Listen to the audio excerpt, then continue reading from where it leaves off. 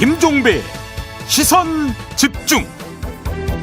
시선 집중 3부의 문을 열겠습니다. 대통령실 인사가 계속 논란이 되고 있습니다. 비선 논란, 사적 채용, 불투명한 인사 등등 여러 가지 현상이 나타나면서 이거 문제 있는 거 아니냐 이런 비판이 나오자 대통령실은 문제 없다. 능력에 따른 인사다. 이렇게 맞받아치고 있는 상황인데요.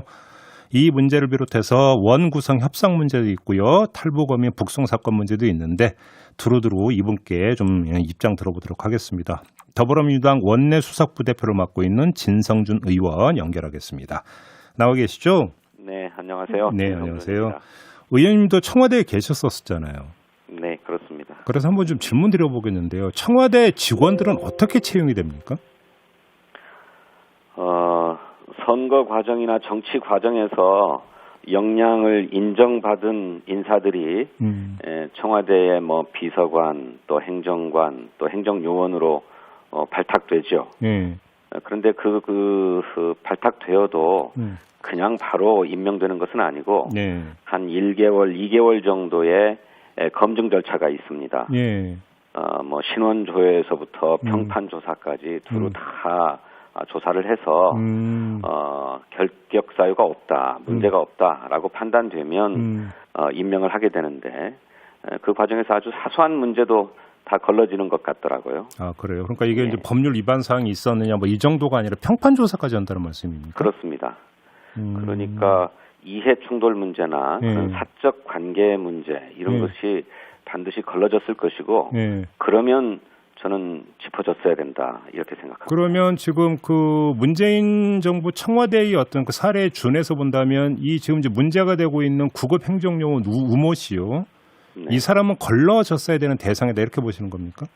그렇습니다.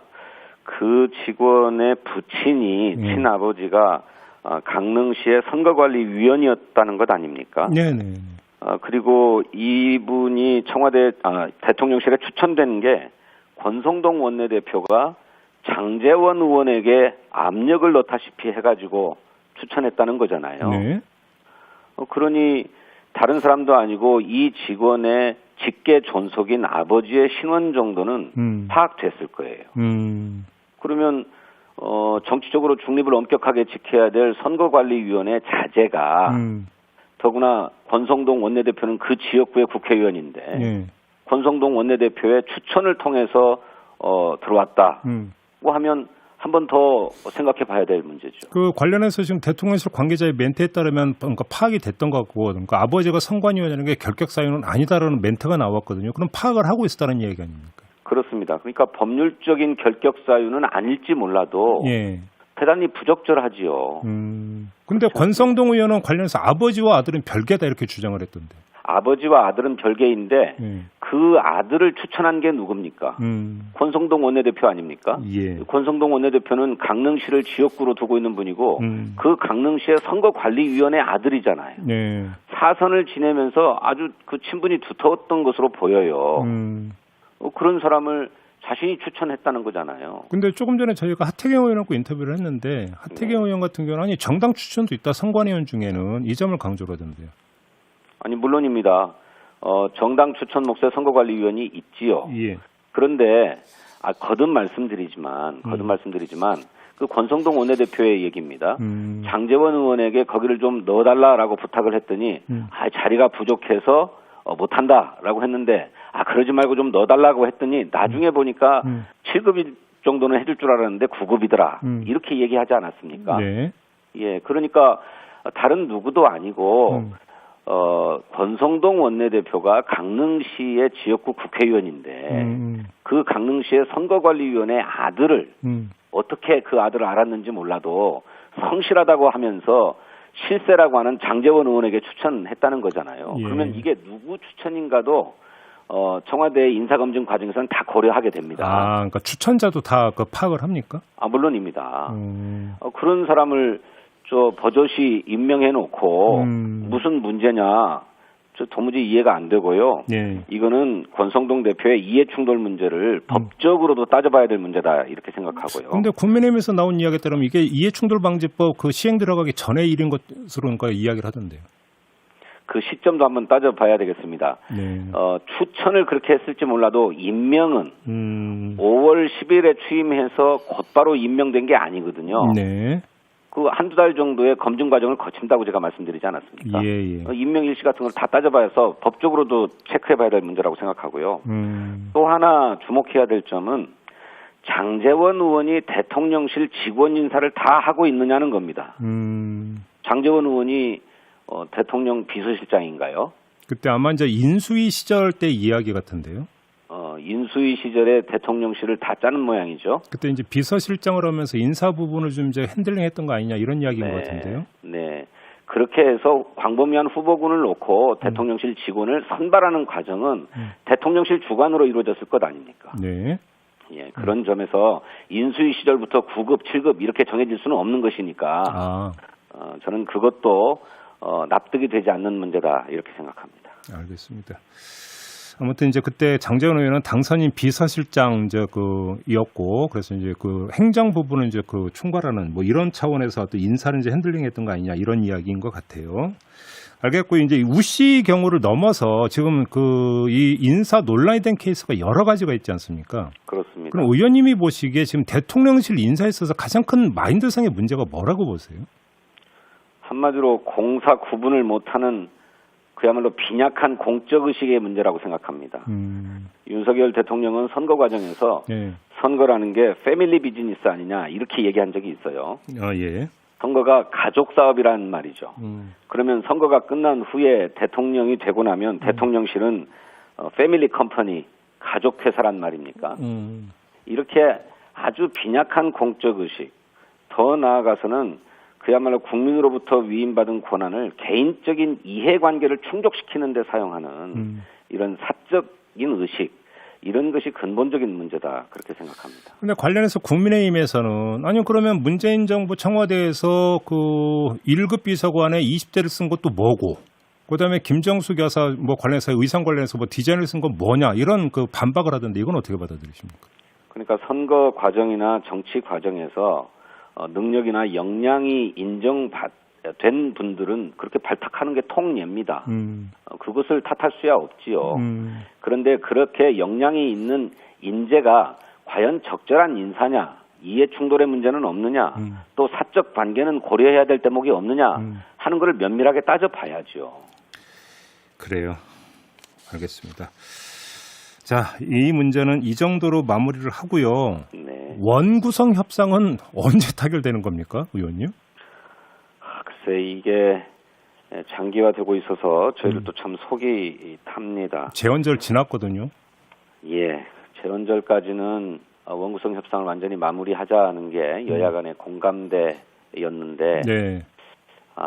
과학기술정보방송통신위원회 과방위 과방위 문제가 정리가 안 되면서 계속 시간이 길어지고 있습니다. 자, 그럼 우리 애청자 여러분들이 이해를 돕기 위해서 제가 간략히 일단 상황 정리하고 질문을 좀 드릴게요. 그러니까 문제가 됐던 법사위원장 자리는 그러면 또 국민의힘한테 양보한다. 민주당 입장에서. 네. 그리고 사개특위 같은 경우는 지금 뭐 동수로 하고 위원장은 야당이 맡고 대충 잠정 합의가 이루어진 상태다.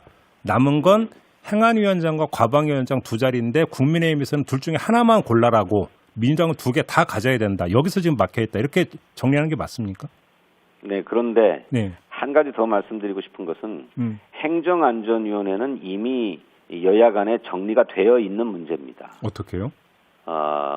행정안전위원회를 민주당이 맡는 대신에 국회 운영위원회를 국민의힘에서 맡는다. 하고 양해가 되었는데 과방위 문제가 걸리면서 다시 행안위를 들고 나오는 거예요, 국민의힘이. 그런 건가요? 네. 그래서 전체적으로 상임위원장 배분 문제와 관련해서는 저희들이 법사위와 국회 운영위원회를 이미 선양보했고 정부 견제를 위해서 최소한 행정안전위원회와 과학기술방송통신위원회는 민주당이 맡도록 하고 그 외 나머지 상임위원회는 국민의힘의 선택에 맡기겠다. 이렇게 했는데 과방위원회를 지금 국민의힘이 양보하지 못하겠다. 자신들이 맡아야 되겠다. 이렇게 주장하고 있는 거죠. 역시 뭐 지금 다수의 언론이 분석하는 것처럼 결국 방송 문제 때문인 거죠? 이 자리가 지금 쟁점이 되고 있는 건. 예, 저희들은 지금 윤석열 정부가 아직 임기가 남아있는 방송통신위원장에게 노골적으로 사퇴하도록 압박을 가하고 있고 예. 심지어는 국무회의에 참석을 해야 되는데 네. 국무회의에도 나오지 말라고 하고 있지 않습니까? 네. 이것은 노골적인 방송 장악 의도를 보이고 있는 거다 이렇게 봅니다. 때문에 양보할 수가 없는데 권성동 원내대표의 말씀을 빌어보면 국민의힘에서 과방위를 맡겠다고 하는 것은 그 방송 장악 의도 때문이 아니라 과학기술과 관련된 정부 정책을 뒷받침하기 위해서다 이렇게 주장하고 있어요. 아, 권성동 원내대표가? 네. 예. 그래서 근데 과학기술 관련해서 지금 뭐 여야가 입장차가 있습니까? 정책적으로? 그 입장차가 없지요. 그래요. 그래서 민주당이 과학기술 방송정보통신위원회를 맡는데 별 문제가 없는데 그런 주장을 하니까 국회의장께서 중재안을 내놓았습니다. 어떻게요? 그래서 그러면 과학기술 방송정보통신위원회가 두 개의 정부기관을 소관하는데 하나는 과학기술정보통신부 또 하나는 방송통신위원회. 그렇죠. 그러니 이 중에서 방송통신위원회를 분리해내어가지고 과학기술부를 희망하는 국민의힘의 요구도 만족시키고 또 방송통신위원회를 소관해야 되겠다고 하는 민주당의 요구도 만족시키는 절충을 해보자라고 하는 중재안을 내놓고 상임위를 두 개로 쪼개 자르는 절충 아닙니까? 상임위를 그렇죠. 결국 쪼개자는 말씀이죠. 그런 그 중재안이 나왔습니까? 근데 이건 이제 국민의힘이 거부했습니까? 그러면? 국민의힘이 그에 대해서 검토하려면 정부하고도 협의를 해야 되고 뭐 이런 이유 때문에 시간이 많이 걸린다 해가지고 한마디로 거부한다가 아니고 시간이 많이 걸린다 해서 좀 소극적인 입장을 보이고 있는 상황입니다. 알겠습니다. 한번 근데 그 관찰자 입장에서 지금 이제 그 원내 의석수에서 차이가 많이 나잖아요. 네. 그러면 설령 위원장을 국민의힘이 갖는다 하더라도 상임위원수가 민주당이 다수면 뭐가 일방적으로는 안 되는 거 아닙니까? 물론입니다. 다 여야 합의로 모든 일들을 진행하는 것이 원칙이고 그게 옳고요. 또 어느 상임위원장을 어느 당이 차지한다 한들 일방적으로 할 수는 없지요. 근데 다만 상임위원장이 상임위원회의 소집권을 가지고 있기 때문에 긴박한 필요에 의해서 또 정부의 감시와 견제를 위해서 상임위원회 소집의 필요성이 있을 때 아무래도 여당이 상임위원장을 맡고 있으면 상임위원회 소집이 좀 원활치 않은 측면은 있지요. 그런 점에서. 근데 사실은 언론계나 이런 데에서는 위원장 자리보다 더 본질적인 것은 그 공영방송 지배구조 개선을 위한 법률 개정이었는데 민주당도 손 놓고 있었던 거 아니냐 이 지적을 하고 있는데 어떤 말씀 주시겠습니까? 그렇지는 않습니다. 저희들은 이미 방송의 지배구조를 개선하기 위한 방송법 개정안을 당론으로 확정해 가지고 있고요. 이 문제를 전반기 국회에서는 미디어 방송 특별위원회에서 여야 합의를 해보려고 했는데 여야 합의가 여의치 않았습니다. 그래서 국회에서 합의로 법안을 처리하지 못했고 그래서 민주당은 당론을 가지고 있고 이 당론에 따라서 원래는 과학기술방송정보통신위원회가 소관하는 법률이기 때문에 이번에는 반드시 그 법안을 처리해야 되겠다라고 생각하고 있습니다. 이번에 처리한다? 네. 알겠습니다. 이 탈북인 북송 문제 좀 여쭤봤는데 시간이 다 돼서 이건 좀 다음 기회로 미루고요. 인터뷰 여기서 마무리를 해야 될 것 같네요. 고맙습니다, 의원님. 네, 감사합니다. 네, 더불어민주당 원내 수석부대표를 맡고 있는 진성준 의원이었습니다.